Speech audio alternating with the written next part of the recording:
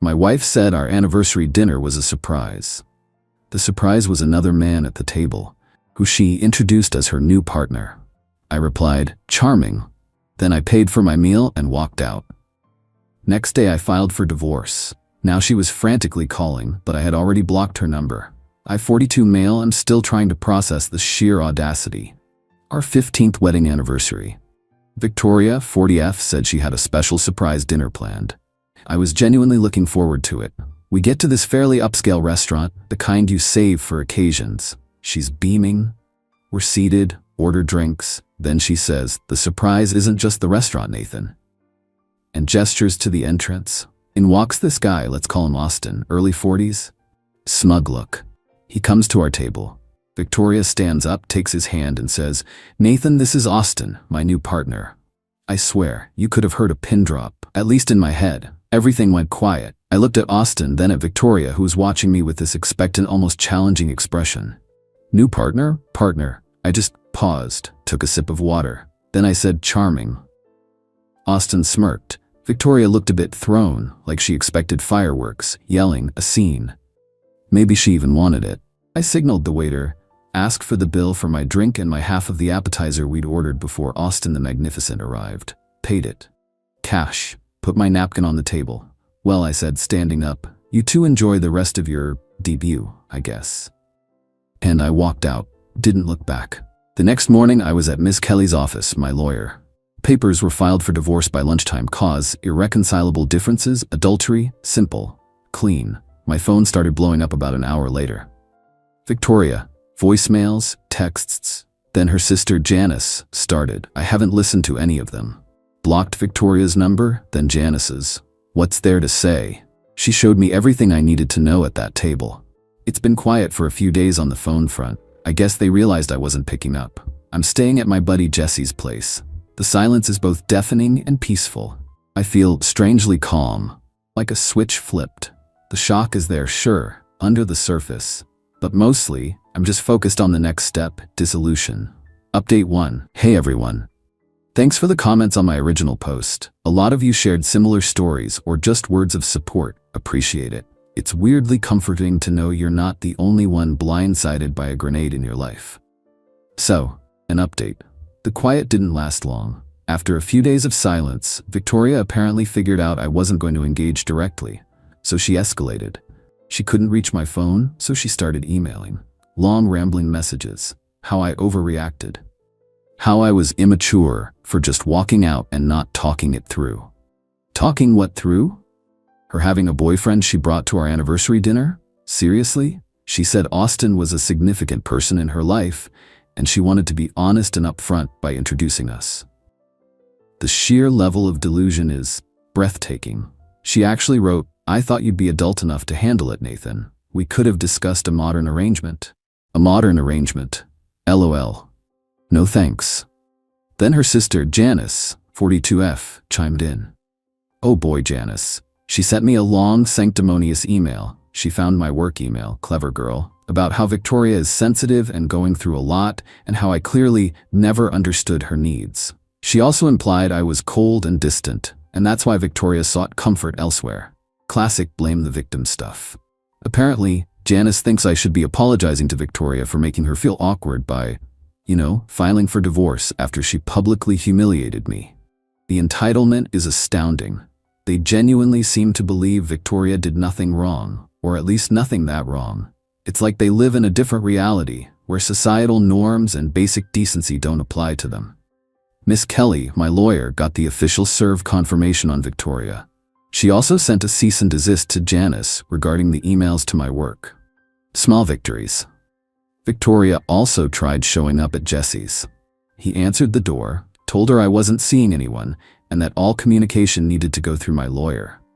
She apparently threw a bit of a fit on his doorstep, something about me being cruel and hiding. Jesse just deadpanned. He's not hiding, he's moving on. You should try it. Then he closed the door. Gotta love Jesse. I had a brief moment of weakness last night. Stared at the ceiling, wondering if I missed signs. 15 years, man. It's a long time to be with someone. You think you know them. Then this. But the feeling passed. It's not sadness for her. It's for the time, the shared memories that now feel tainted. But mostly it's resolve. She made her choice. Now she deals with the consequences. I'm just making sure those consequences are fair and square. No direct contact from Austin, thankfully. I get the feeling he's the type to let Victoria fight her battles until it inconveniences him. We'll see. Update 2OP here. Things are escalating, as I kind of figured they would. The initial shock from Victoria and her cheerleading squad, mainly Janice, has morphed into full-blown entitled rage. It's almost fascinating to watch, like a nature documentary about a particularly unpleasant species. So, Miss Kelly formally sent over the initial divorce settlement proposal. Standard stuff for our jurisdiction. Since we don't have kids, and our major finances like bank accounts were always kept separate, a blessing looking back, the asset division should have been straightforward. Our main asset is the house we owned. I proposed we sell it and split the equity, or she could buy me out if she wanted to keep it. Simple, fair. Apparently, Victoria and Austin thought this was an outrageous injustice. Her lawyer, a real shark, from what Miss Kelly says, probably expensive. Wonder who's footing that bill. Hint, not Victoria's part-time yoga instructor income, sent back a counterproposal that was pure fantasy. Get this, Victoria wants the entire house. Her reasoning? Emotional distress caused by my abrupt abandonment. Her words, after she tried to be transparent about Austin. She also wants spousal support, a hefty $3,000 a month because she sacrificed her career potential for our marriage. This is news to me, considering she willingly chose to work part-time, and I always supported her various ventures that never quite took off. And she has a new partner, who is supposedly her future. Austin finally made an appearance, sort of. He was with Victoria when she got served the initial papers at her new shared apartment. Yes, they moved in together fast. According to the process server, Austin was very smug, arm around Victoria, telling the server to get lost. Later, Victoria, in one of her emails, she found another email address for me. Persistent little. Mentioned that Austin thinks your offer is insulting and shows how little you valued me. Oh, Austin is an expert on our marriage now? Charming. Janice has been on a social media rampage. Vague posts about selfish men and supporting my sister through a tough time with a narcissist. She's not naming names, but it's obvious. Some of our mutual acquaintances have reached out, confused. I've kept it simple. Victoria ended our marriage in a surprising way. I've filed for divorce. All communication is through lawyers. I'm not playing her games. The dirty tricks have begun. Victoria is now claiming I was financially controlling, hence her wanting the house and support. She's also trying to claim that a valuable antique inherited by my grandmother, which was in our house, was a gift to the marriage, and thus marital property. It's explicitly mentioned in my grandmother's will as mine alone. Miss Kelly just sighed and said, "Standard tactics. Don't worry, we have documentation." The audacity is the part that gets me. She brings another man to our anniversary dinner, effectively detonating our marriage, and I'm the bad guy? I'm the one causing her distress? It's wild. I'm sticking to my guns. No direct contact. Every demand, every accusation goes straight to Miss Kelly. She's earning her fee, that's for sure. I'm calm, but there's a cold fury brewing, not the explosive kind. The patient, methodical kind. She wants a fight? Fine, but it'll be a fight based on facts, not her dramatic reinterpretations of reality. One small detail, Jesse found out from a friend of a friend that Austin isn't exactly a captain of industry. He apparently has a string of failed startups and a taste for other people's money. This might get interesting. Update 3. So after Victoria's ridiculous demands and accusations of me being a financial tyrant, Miss Kelly scheduled a mediation session. Victoria, Austin, yes, he came, looking like he owned the place, probably wearing a new watch he couldn't afford. Janice, as Victoria's emotional support, lol, and their lawyer were on one side, me and Miss Kelly on the other. Victoria started by reiterating her demands. The house, the spousal support, the antique. Her lawyer presented her case, painting her as a wronged woman, emotionally devastated, financially vulnerable. Janice chimed in with teary endorsements of Victoria's victimhood, occasionally glaring at me. Austin sat there, smirking, patting Victoria's hand like he was comforting a delicate flower. The whole performance was nauseating. Victoria even accused me of hiding assets, trying to build on her financially controlling narrative. She claimed I had a secret slush fund I used for lavish personal expenses while she struggled. It was a bold lie, crafted to make me look bad and justify her demands. Then it was Miss Kelly's turn, and oh, it was beautiful. Calmly, methodically, she dismantled their entire fantasy. First, the emotional distress. Miss Kelly presented a sworn affidavit from the waiter at the anniversary restaurant, corroborating my account of Victoria introducing Austin as her new partner. Miss Nat Kelly then began to outline the timeline of the affair. Nathan engaged a private investigator immediately following the anniversary dinner, she explained. While the initial findings were swift, the completed investigation, presented today, details a pattern of behavior. She then presented the full PI report. It showed Victoria and Austin meeting regularly, very intimately, for at least 6 months prior to the anniversary, complete with date-stamped photos and copies of reservation details from various establishments. So much for her transparency and my abrupt abandonment. The surprise was a calculated, cruel ambush. Victoria's face went pale. Austin's smirk wavered.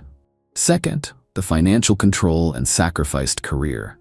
Miss Kelly produced years of my bank statements showing consistent support for Victoria's ventures, tuition for courses she took, even down payments for cars she wanted.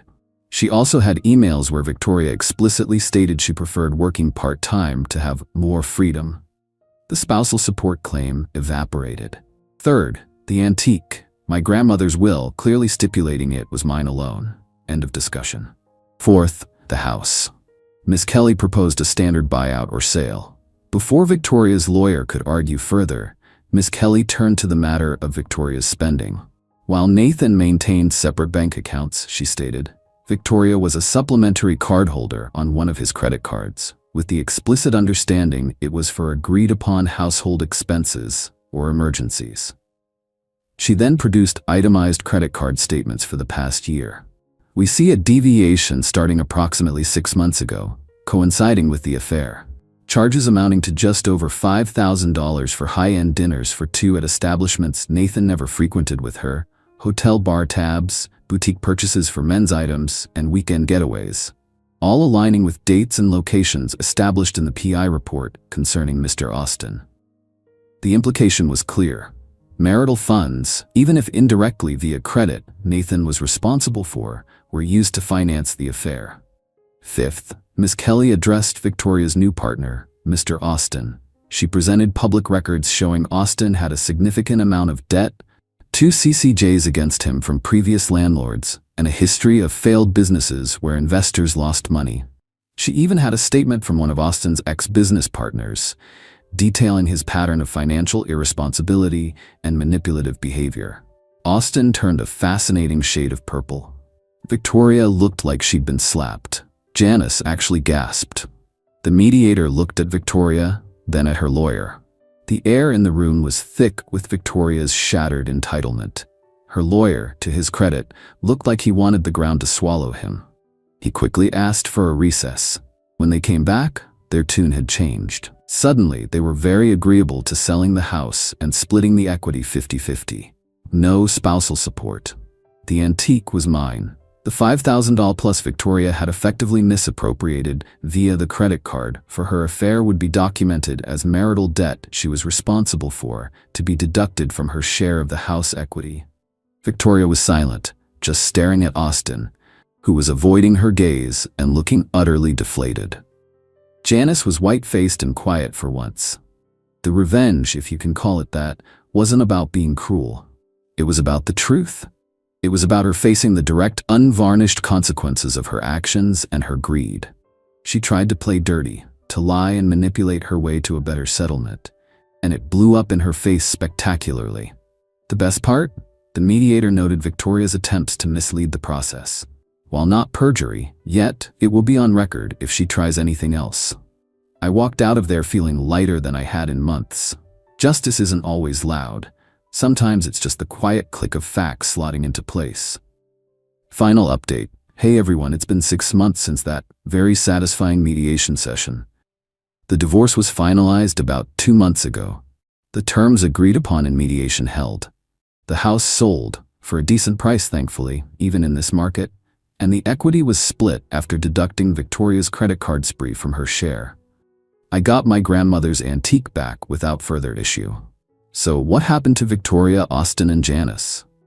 Victoria, from what I hear through the grapevine, because I maintain zero contact, is not having a good time. The money from the house sale wasn't the windfall she and Austin were apparently expecting, especially after lawyer fees and repaying for her affair-funded expenses. Austin, predictably, didn't stick around long once it became clear Victoria wasn't going to be his meal ticket. Last I heard, he was exploring new opportunities, aka looking for his next mark. And Victoria was living in a small rental, trying to make ends meet with her part-time yoga gig. The sensitive soul is learning about real-world finances. No change of heart, though. Mutual friends who tried to talk to her said she's still bitter, blaming me for ruining her life and not being more generous.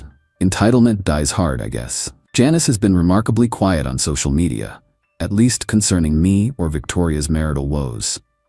I think the mediation and seeing Victoria's lies exposed so clinically might have actually embarrassed her into silence. Or maybe she just found a new drama to glom onto. Some people thrive on it. As for me, I'm doing okay. Better than okay, actually. The first few weeks after the divorce was final were a bit strange, like adjusting to a new gravity. But I've settled into my new place. It's smaller than the house, but it's mine, and it's peaceful. I've reconnected with old friends, picked up a couple of hobbies I'd let slide. Jesse's been a rock as always. There was a brief moment of emotional vulnerability a while back. I was packing some old photos and found one of me and Victoria from early in our marriage.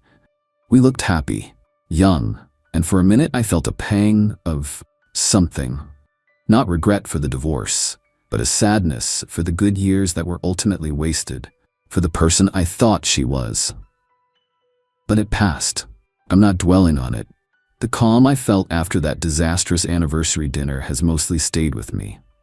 It's not a cold calm anymore, more like a settled peace. I learned a lot about myself through this, mostly that I'm stronger and more resilient than I thought. I also learned the value of a good lawyer and meticulous record keeping. No new relationships on the horizon yet, and I'm in no rush, just enjoying my freedom and rebuilding. Maybe someday. For now, I'm good. Thanks again for all the support and DMs. It helped more than you know. To anyone going through something similar, stay strong, stick to the facts, and don't let them drag you into their circus. Justice, in whatever form it takes, is worth fighting for calmly and rationally. Peace out.